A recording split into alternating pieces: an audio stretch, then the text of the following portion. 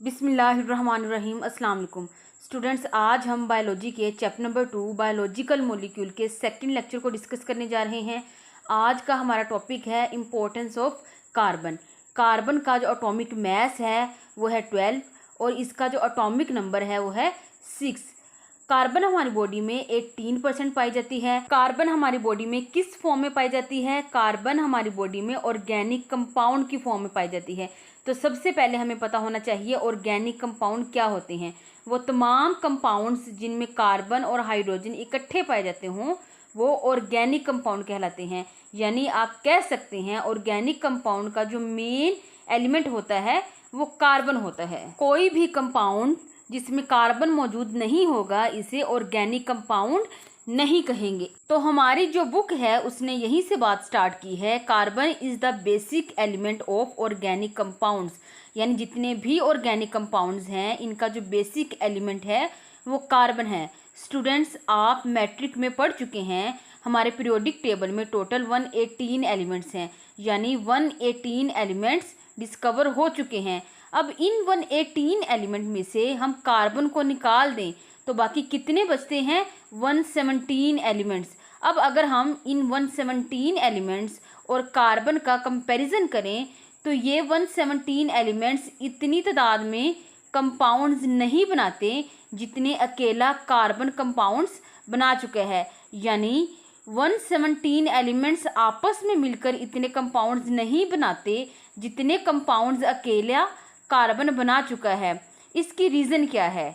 इसकी रीज़न ये है कि कार्बन में कुछ यूनिक प्रॉपर्टीज़ पाई जाती हैं जो दूसरे तमाम एलिमेंट्स में मौजूद नहीं हैं और इन प्रॉपर्टीज़ की वजह से कार्बन को मरकज़ी हैसियत हासिल है इन कंपाउंड को बनाने के लिए जिनसे लिविंग ऑर्गेनिजम्स के स्ट्रक्चर्स बनते हैं, जिनसे लिविंग ऑर्गेनिजम्स के फंक्शन परफॉर्म होते हैं। तो यही लिखा है due to its unique properties, यानी कार्बन के पास ऐसी प्रॉपर्टीज़ हैं जो यूनिक हैं, जो सिर्फ कार्बन में पाई जाती हैं और किसी के अंदर नहीं पाई जाती। और इन्हीं प्रॉपर्टीज़ की वजह से carbon occupy central position, carbon को मरकज़ी हैसियत हासिल है in the skeleton of life को चलाने के अंदर।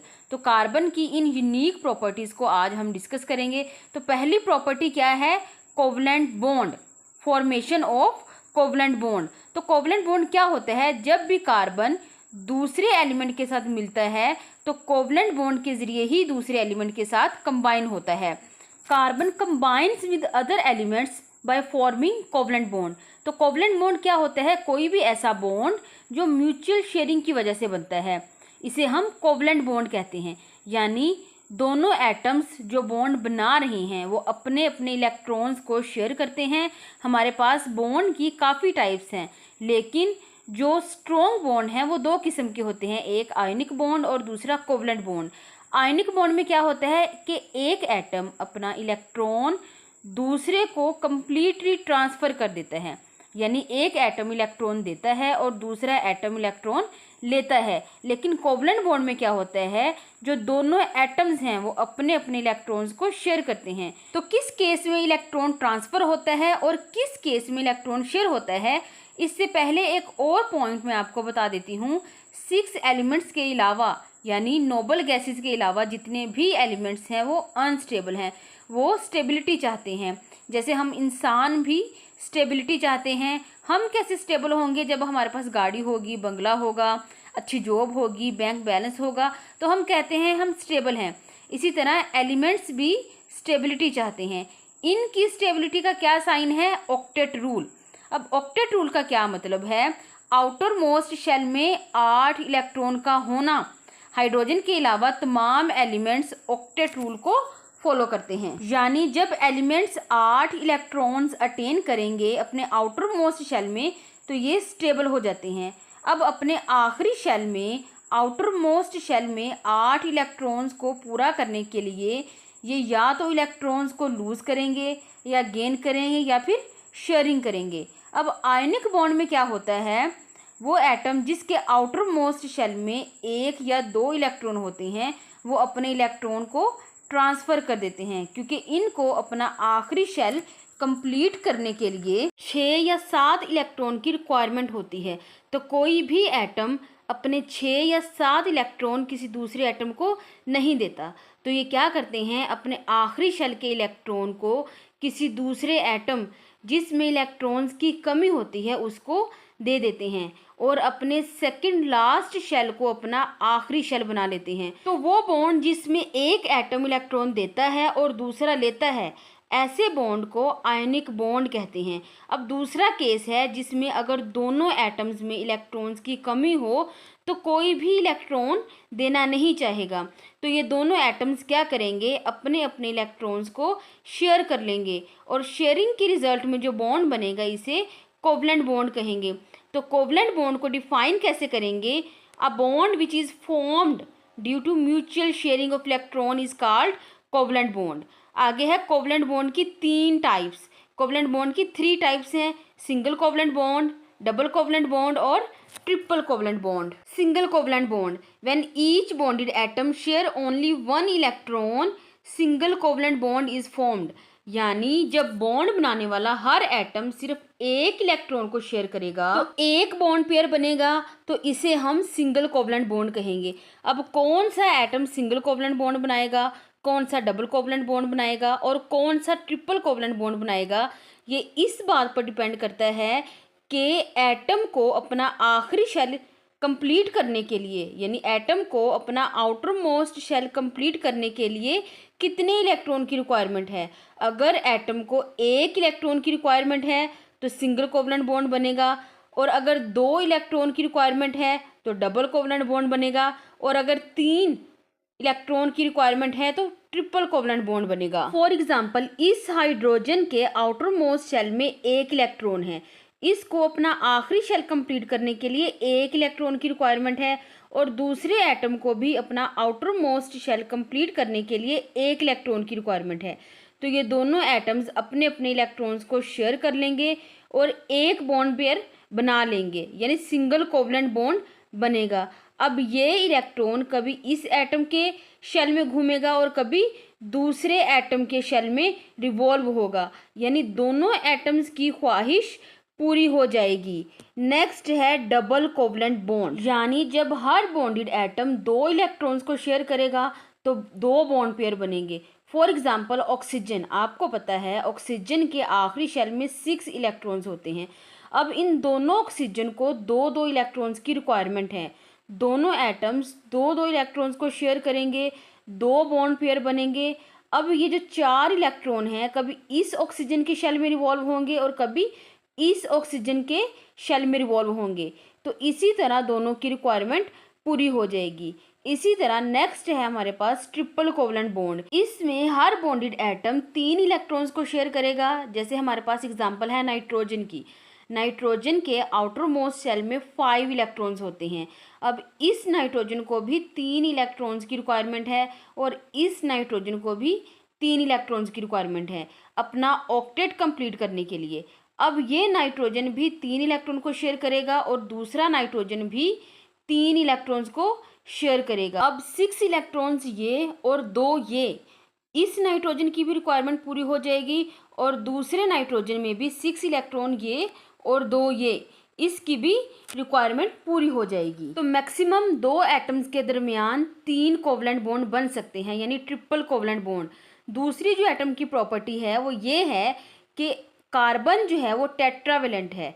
टेट्रावेलेंसी नाम से ही जाहिर है, tetra mean 4, valency mean valence shell यानी आखिरी शेल। यानी जिस एटम को अपना आखिरी शेल कंप्लीट करने के लिए 4 इलेक्ट्रॉन्स चाहिए, ऐसे एटम्स को हम टेट्रावेलेंट कहेंगे। Carbon is tetravalent, it can combine with 4 other atoms और रेडिकल्स। यानी कार्बन टेट्रावेलेंट है और 4 दूसरे एटम्स या रेडिकल्स के साथ कंबाइन हो सकता है। अब रेडिकल्स का क्या मतलब है? कोई भी एटम जिसके आखिरी शेल में अनपेयर्ड इलेक्ट्रॉन हो, जैसे क्लोरीन है, इसके आखिरी शेल में 3 पेयर्ड और एक अनपेयर्ड इलेक्ट्रॉन होता है। इसी तरह हाइड्रोजन के शेल में अनपेयर्ड इलेक्ट्रॉन होता है, तो ये भी रेडिकल है। कोई भी एटम जिसके आखिरी शेल में अनपेयर्ड इलेक्ट्रॉन हो तो वो रेडिकल कहलाता है। तो चूंकि इसके पास अनपेयर्ड इलेक्ट्रॉन है इसलिए ये अपना पेयर कंप्लीट करने के लिए दूसरे एटम के साथ बॉन्डिंग करेगा। तो जो कार्बन है वो टेट्रावेलेंट है, तो टेट्रावेलेंट होने की वजह से ये 4 दूसरे एटम्स या रेडिकल के साथ कंबाइन कर सकते हैं। यानी आप कह सकते हैं कार्बन 4 बॉन्ड्स बना सकते हैं। यानी कार्बन के आउटर मोस्ट शेल में कितने इलेक्ट्रॉन्स होते हैं? 4। अब इसे अपना ऑक्टेट कंप्लीट करने के लिए 4 इलेक्ट्रॉन की रिक्वायरमेंट है, तो हम 4 हाइड्रोजन एटम के साथ इसका बॉन्ड बना देंगे, क्योंकि हर हाइड्रोजन के आउटर मोस्ट शेल में 1 इलेक्ट्रॉन होता है। तो यहाँ पर 4 बॉन्ड बन जाएंगे। अब आप देखेंगे हाइड्रोजन के साथ 4 बॉन्ड बनाने की वजह से ये 4 कोनों वाला स्ट्रक्चर बन गया है। इस 4 कॉर्नर्ड स्ट्रक्चर को हम टेट्राहेड्रॉन कहते हैं। 4 bonds are arranged in tetrahedron symmetry. तो जब भी 4 बॉन्ड्स अरेंज्ड होंगे तो 4 कोनों वाला स्ट्रक्चर, या हम कह सकते हैं सिमेट्री बनेगी। तो जब भी कार्बन 4 बॉन्ड्स बनाता है हमेशा टेट्राहेड्रॉन स्ट्रक्चर बनता है, यानी टेट्राहेड्रॉन सिमेट्री बनाता है। जैसे मैं आपको एक सिंपल सी एग्जांपल से बताती हूँ। आपके पास एक टेबल है, टेबल की 4 टांगें होती हैं। अगर हम 3 टांगों वाला टेबल बनाएं तो इसकी स्टेबिलिटी कम हो जाती है, और अगर हम टेबल की एक और टांग कम कर दें, यानी 2 टांगों वाला टेबल बना दिया जाए, तो इसकी स्टेबिलिटी मज़ीद कम हो जाएगी। और अगर एक टांग वाला टेबल बना दिया जाए तो इसकी स्टेबिलिटी और भी कम हो जाएगी। तो इसी तरह एक एटम जितने ज़्यादा बॉन्ड्स बनाएगा इसकी स्टेबिलिटी इतनी ही ज़्यादा होगी। तो इसी तरह एक एटम जितने ज़्यादा बॉन्ड बनाएगा इसकी स्टेबिलिटी इतनी ही ज़्यादा होगी। और एक एटम ज़्यादा से ज़्यादा 4 बॉन्ड्स बना सकता है, 4 से ज़्यादा बॉन्ड्स नहीं बना सकता। अब कार्बन का जो ग्रुप है ये सबसे ज़्यादा बॉन्ड्स बनाता है, और इनकी तादाद कितनी है? 4। तो इसी वजह से कार्बन के ग्रुप में जितने भी अदर एलिमेंट्स हैं इनमें से जो कार्बन है ये सबसे ज़्यादा स्टेबल है, ये सबसे ज़्यादा स्टेबल कंपाउंड बनाता है। तो आप कह सकते हैं कि जब भी टेट्राहेड्रॉन स्ट्रक्चर बनता है it results in stable configuration. तो इससे बनने वाली जो शेप है, कॉन्फ़िगरेशन कहते हैं शेप को, तो वो भी स्टेबल होगी। हमें स्टेबिलिटी का फ़ायदा क्या है?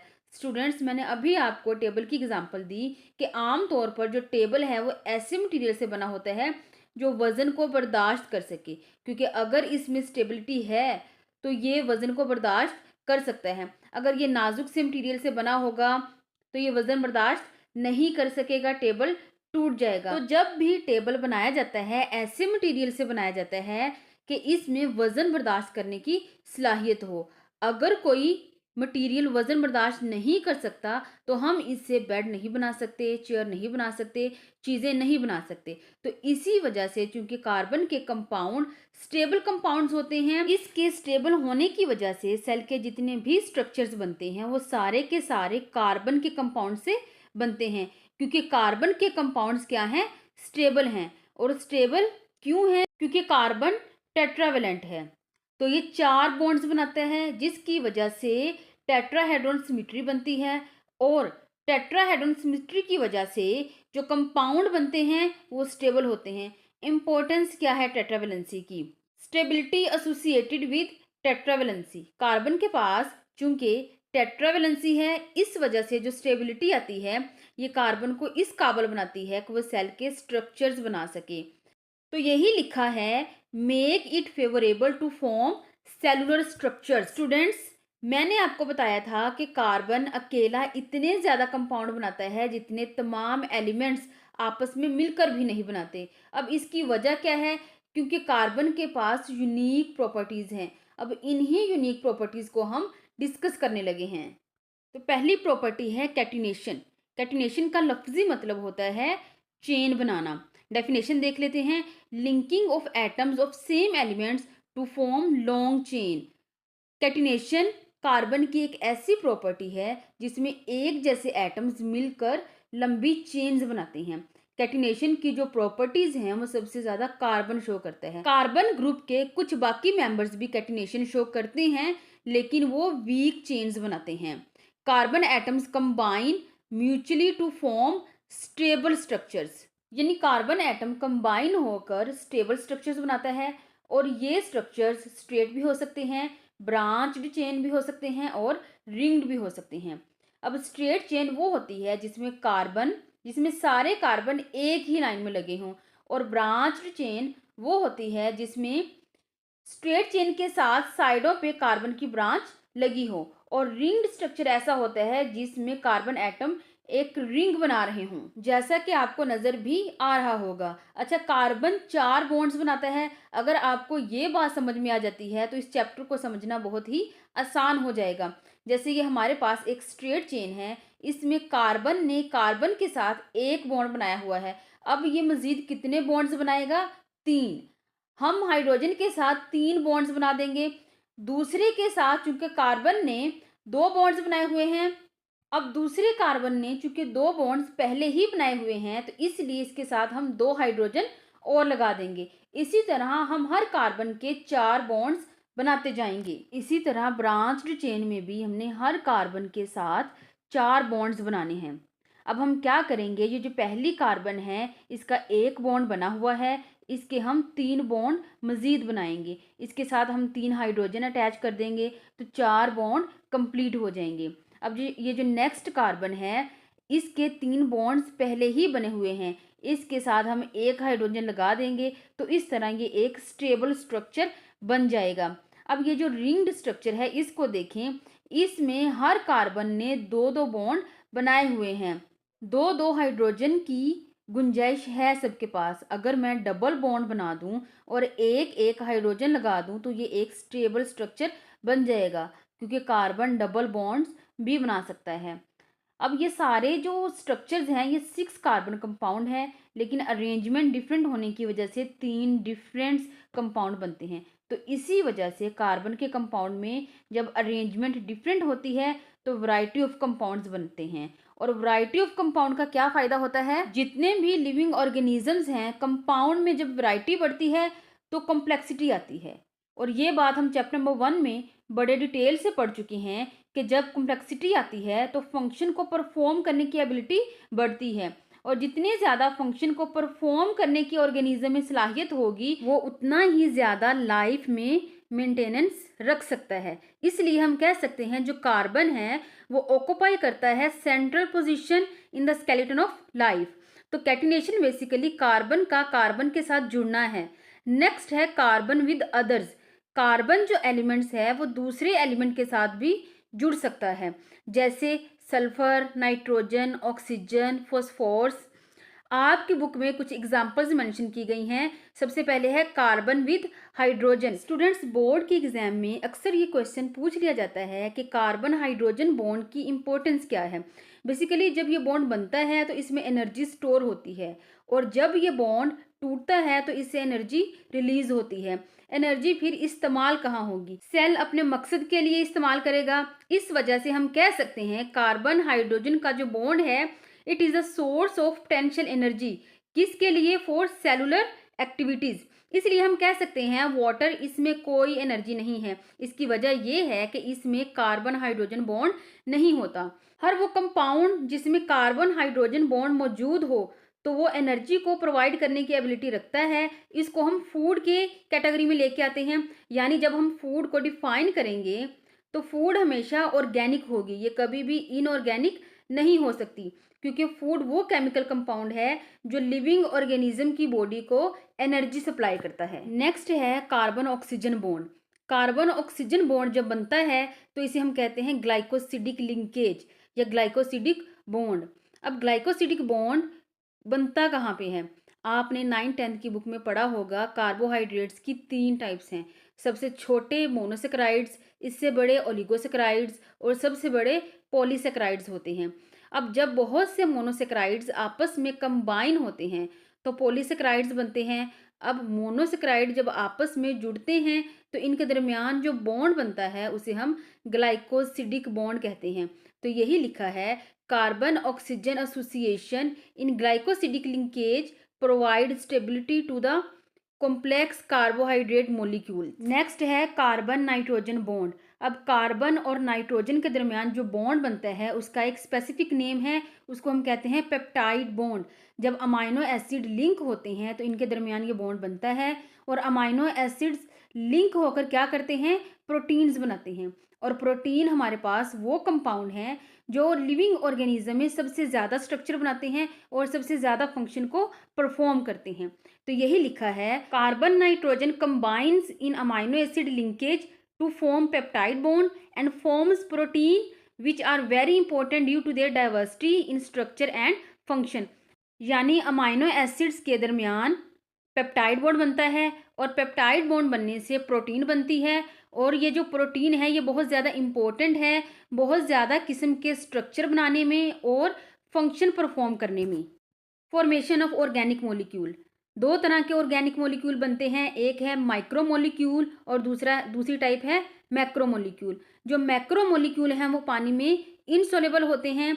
आपने एक बात याद रखनी है, हमेशा पानी में वो चीज़ सॉल्युबल होगी जिसको पानी का मॉलिक्यूल अट्रैक्ट करता है, क्योंकि पानी का मॉलिक्यूल छोटा सा है। जितना ज़्यादा ऑपोजिट चीज़ का साइज बढ़ता चला जाएगा, पानी के अंदर अट्रैक्ट करने की सलाहियत कम होती चली जाएगी और वो चीज़ पानी में इनसॉल्युबल होगी। तो जो मैक्रो मॉलिक्यूल हैं वो पानी में इनसॉल्युबल होते हैं।